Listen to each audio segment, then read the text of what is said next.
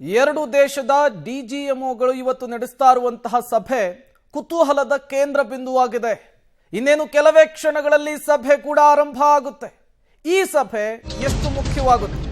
ಡಿಜಿಎಂಒಗಳ ಸಭೆಗೂ ಮುನ್ನ ಮೋದಿ ನಿವಾಸದಲ್ಲಿ ಒಂದು ಮಹತ್ವದ ಮೀಟಿಂಗ್ ಆಗ್ತಾ ಇದೆ.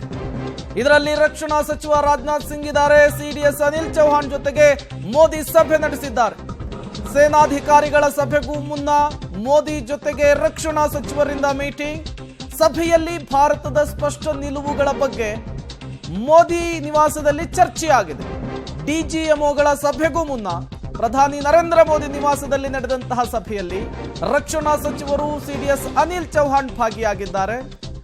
ಇವತ್ತಿನ ಡಿಜಿಎಂಒ ಮೀಟಿಂಗ್ನಲ್ಲಿ ಭಾರತದ ನಿಲುವು ನಿರ್ಧಾರಗಳು ಏನಾಗಿರಬೇಕು, ಅದು ಭಯೋತ್ಪಾದಕರನ್ನ ಭಾರತಕ್ಕೆ ಒಪ್ಪಿಸುವ ವಿಚಾರ ಆಗಿರಬಹುದು, ಭಯೋತ್ಪಾದಕ ನೆಲೆಗಳನ್ನು ಪಾಕಿಸ್ತಾನದಲ್ಲಿಯೇ ಧ್ವಂಸ ಮಾಡೋ ವಿಚಾರ ಆಗಿರಬಹುದು, ಗಡಿಯಲ್ಲಿ ಶಾಂತಿಯನ್ನು ಕಾಪಾಡುವಂತಹ ವಿಚಾರಕ್ಕೆ ಸಂಬಂಧಪಟ್ಟಂತೆ ಒಂದಿಷ್ಟು ಪ್ರಸ್ತಾಪಗಳನ್ನ, ಮುಖ್ಯವಾಗಿ ಡಿಮ್ಯಾಂಡ್ಗಳನ್ನ ಭಾರತ ಪಾಕಿಸ್ತಾನದ ಮುಂದಿಡುತ್ತೆ.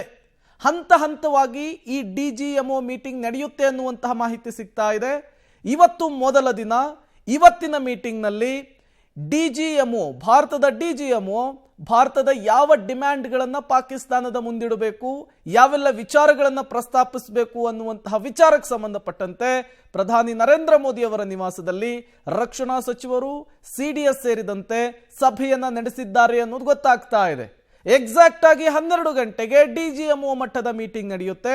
ಅದಕ್ಕೂ ಮೊದಲು ಅಂದ್ರೆ ಈಗ 11 ಗಂಟೆ 1 ನಿಮಿಷಕ್ಕೆ ಪ್ರಧಾನಿ ನರೇಂದ್ರ ಮೋದಿ ಅವರ ನಿವಾಸದಲ್ಲಿ ಮೀಟಿಂಗ್ ನಡೀತಾ ಇರುವಂಥದ್ದು. ಇಲ್ಲಿ ತೆಗೆದುಕೊಳ್ಳುವಂತಹ ನಿರ್ಧಾರ, ಇಲ್ಲಿ ತೆಗೆದುಕೊಳ್ಳುವಂತಹ ನಿಲುವುಗಳನ್ನ ಪಾಕಿಸ್ತಾನದ ಮುಂದೆ ಡಿಜಿಎಂಒ ಪ್ರಸ್ತಾಪವನ್ನ ಮಾಡ್ತಾರೆ.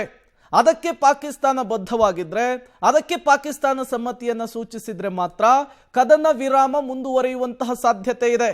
ಒಂದು ವೇಳೆ ಪಾಕಿಸ್ತಾನ ಅದಕ್ಕೆ ಒಪ್ಪಿಕೊಳ್ಳದೆ ಇದ್ರೆ, ಅಲ್ಲಿ ಏನಾದರೂ ತನ್ನ ಮೊಂಡುವಾದವನ್ನು ಮುಂದುವರಿಸಲಿಕ್ಕೆ ಮುಂದಾದ್ರೆ ಅದಕ್ಕೆ ಭಾರತ ಯಾವ ರೀತಿಯ ತಿರುಗೇಟನ್ನು ಕೊಡುತ್ತೆ ಅನ್ನುವಂತಹ ಪ್ರಶ್ನೆ ಈಗ ಮುನ್ನೆಲೆಗೆ ಬರ್ತಾ ಇರುವಂಥದ್ದು. ಎರಡು ದೇಶದ ಡಿಜಿಎಂಒಗಳು ಭೇಟಿಯಾದಂತಹ ಸಂದರ್ಭದಲ್ಲಿ ಅಥವಾ ಟೇಬಲ್ನಲ್ಲಿ ಕೂತಂತಹ ಸಂದರ್ಭದಲ್ಲಿ ಸಹಜವಾಗಿಯೇ ಚೌಕಾಸಿ, ಬಾರ್ಗೇನ್ ಆಗುವಂತಹ ಸಾಧ್ಯತೆ ಇರುತ್ತೆ. ಒಂದಿಷ್ಟು ನಿಯಮಗಳನ್ನು ನೀವು ಬಿಡಿ ಅಂತ ಹೇಳ್ಬೋದು, ಅಥವಾ ಒಂದಿಷ್ಟು ನಿಯಮಗಳನ್ನು ನೀವು ಕೈ ಬಿಡಿ ಅನ್ನುವಂತಹ ವಿಚಾರವನ್ನು ಕೂಡ ಪ್ರಸ್ತಾಪಿಸುವಂತಹ ಸಾಧ್ಯತೆ ಇದೆ. ಹಾಗಾಗಿ ಡಿಜಿಎಂಒ ಮೀಟಿಂಗಿಗೂ ಮೊದಲು ಪ್ರಧಾನಿ ನಿವಾಸದಲ್ಲಾಗ್ತಾ ಇರುವಂತಹ ಸಭೆ, ರಕ್ಷಣಾ ಸಚಿವರು ಭಾಗಿಯಾಗಿದ್ದು ಸಿಡಿಎಸ್ ಭಾಗಿಯಾಗಿರುವಂತಹ ಈ ಸಭೆ ಕುತೂಹಲಕ್ಕಂತೂ ಕಾರಣವಾಗ್ತಾ ಇದೆ. ಪ್ರಮುಖವಾಗಿ ಪಿಒಕೆ, ಪಾಕ್ ಆಕ್ರಮಿತ ಕಾಶ್ಮೀರದ ವಿಚಾರವನ್ನು ಕೂಡ ಇವತ್ತಿನ ಸಿಡಿಎಸ್ ಮೀಟಿಂಗ್ನಲ್ಲಿ ಮುನ್ನೆಲೆಗೆ ತರುವಂತಹ ಸಾಧ್ಯತೆ ಇದೆ.